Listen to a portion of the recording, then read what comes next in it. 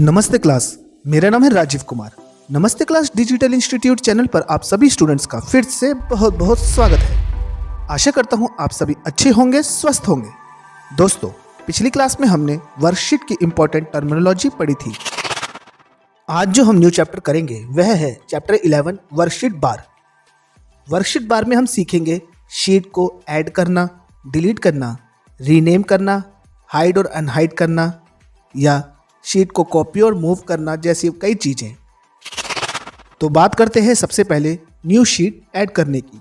जब हम new Excel file open करते हैं तो वो सिंगल शीट के साथ ओपन होती है, मगर वर्कबुक हमें एक ऐसा ऑप्शन देता है जिससे हम एक्स्ट्रा शीट ऐड कर सकते हैं। न्यू शीट ऐड करने के लिए यहाँ प्लस सिंबल पर क्लिक करेंगे या कीबोर्ड से Alt Shift plus F1 shortcut की प्रेस करेंगे। शॉर्टकट की या प्लस सिंबल पर क्लिक करके हम जितनी चाहे उतनी शीट ऐड कर सकते हैं।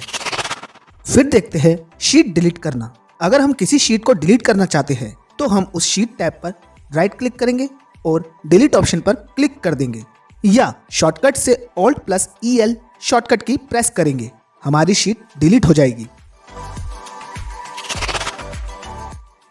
फिर है रीनेम शीट। जब हम न्यू एक्सेल ओपन करते हैं तो बाय डिफॉल्ट शीट का नाम शीट 1 दिया होता है, मगर हम शीट के नाम को अपने अकॉर्डिंग रीनेम भी कर सकते हैं। उसके लिए हमें बस उस शीट टैब पर राइट क्लिक करना है जिसका नाम हम बदलना चाहते हैं। राइट क्लिक करके रीनेम पर क्लिक कर देना है या कीबोर्ड से Alt प्लस OHR शॉर्टकट की प्रेस कर देना है।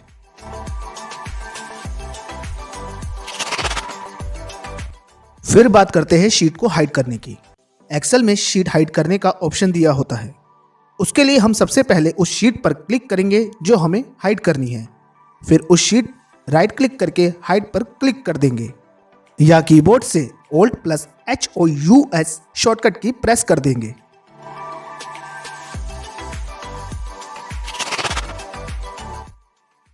फिर करते हैं बात शीट को अनहाइड करने की।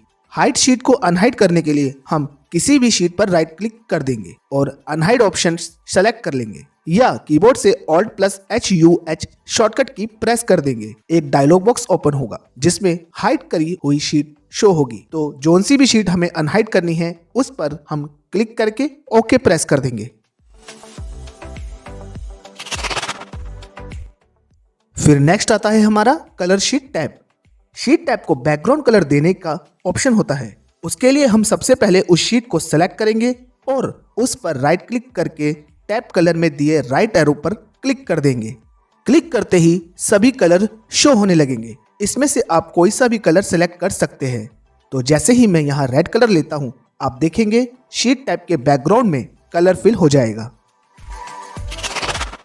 फिर आता है select multiple sheet and selected sheet. अगर हमें सभी शीट को सेलेक्ट करना है तो हम फर्स्ट शीट पर राइट क्लिक करके और सेलेक्ट ऑल शीट ऑप्शन पर क्लिक कर देंगे।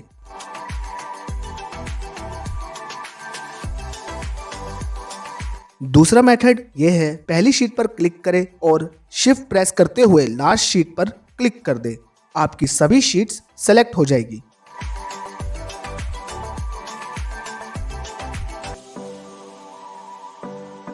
और अगर हम कुछ सिलेक्टेड शीट को सिलेक्ट करना चाहते हैं तो हम कंट्रोल प्रेस रखते हुए उन शीट पर क्लिक करेंगे जो हमें सिलेक्ट करनी है।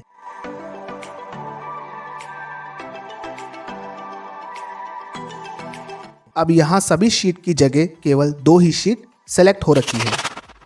फिर है इंपॉर्टेंट फीचर जिसका यूज पड़ता ही रहता है, वह है sheet copy and move. Important इसलिए है क्योंकि कभी कभी हमें शीट में रखे पूरे डेटा को कॉपी करके दूसरी शीट या दूसरी वर्कबुक में पेस्ट करना होता है। कर तो हम कॉपी पेस्ट भी सकते हैं, मगर कॉपी पेस्ट करने से लिंक बिगड़ जाते हैं, जिससे अगर कहीं फॉर्मूला लगा हुआ होता है तो वह गलत इंफॉर्मेशन शो करने लगता है, अलाइनमेंट बिगड़ जाती है और बहुत सी चीज़ें बिगड़ जाती है।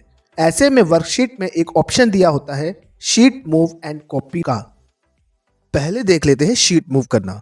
शीट को हम सेम फाइल में भी मूव कर सकते हैं या फिर दूसरी वर्कबुक पर भी इसे मूव किया जा सकता है। जो शीट मुझे मूव करनी है, जैसे ही मैं उस पर राइट क्लिक करता हूँ, यहाँ पर मूव एंड कॉपी का ऑप्शन शो होने लगेगा। तो उस ऑप्शन पर हमें क्लिक कर देना है। क्लिक करते ही एक डायलॉग बॉक्स ओपन होगा उस डायलॉग बॉक्स में बाय डिफॉल्ट करंट वर्कबुक की शीट डिस्प्ले हो रही होगी। तो यह डायलॉग बॉक्स पूछ रहा है कि आपको शीट 3 कहाँ मूव करनी है। अगर सेम वर्कबुक में ही रखनी है तो टू बुक में करंट वर्कबुक रहने देंगे और नीचे बिफोर शीट में आएंगे। तो यह शीट 3 आप किसी भी शीट के पीछे मूव कर सकते हैं। जैसे मैं चाहता हूं कि यह शीट 3 मेरी शीट 6 के पीछे मूव हो जाए, तो उसके लिए हम शीट 6 को सेलेक्ट करेंगे और ओके कर देंगे। ओके करते ही शीट 3 मेरी शीट 6 के पीछे शो होने लगेगी।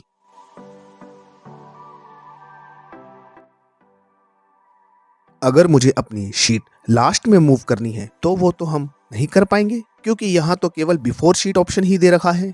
मगर ऐसा नहीं है, अगर हमें अपनी शीट लास्ट में मूव करनी है तो बिफोर शीट में ही हमें लास्ट में एक ऑप्शन मिलता है मूव टू एंड का। इस ऑप्शन पर क्लिक करके हम अपनी शीट को लास्ट में मूव कर सकते हैं।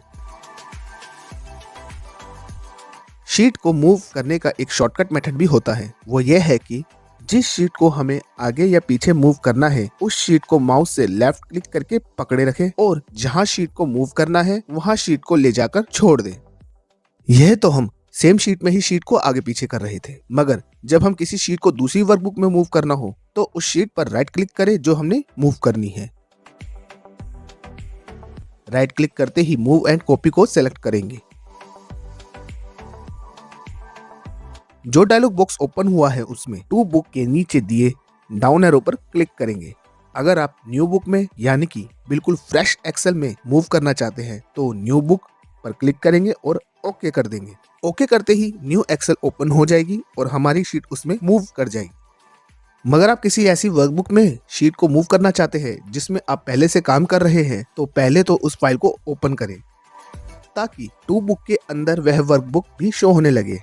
तो मैंने यहाँ वो वर्कबुक ओपन कर ली है।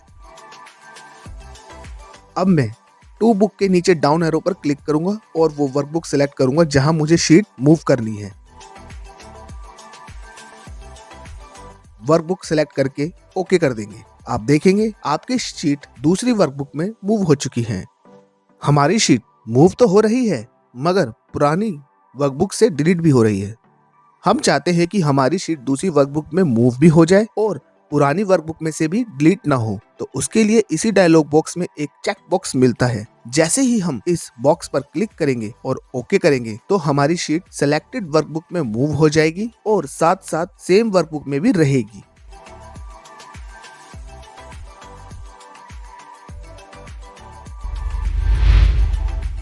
फिर लास्ट में आता है jump one sheet to another sheet.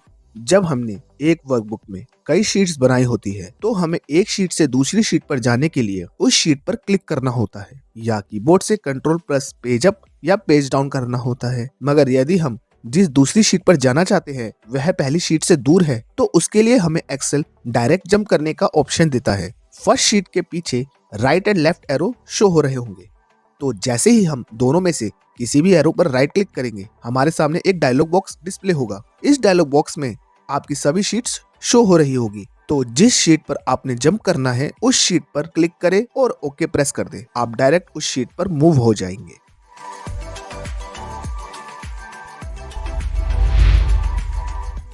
तो यहाँ पर खत्म होता है आज का चैप्टर। फिर मिलते हैं नेक्स्ट क्लास में न्यू टॉपिक के साथ। जुड़े रहिए नमस्ते क्लास के साथ।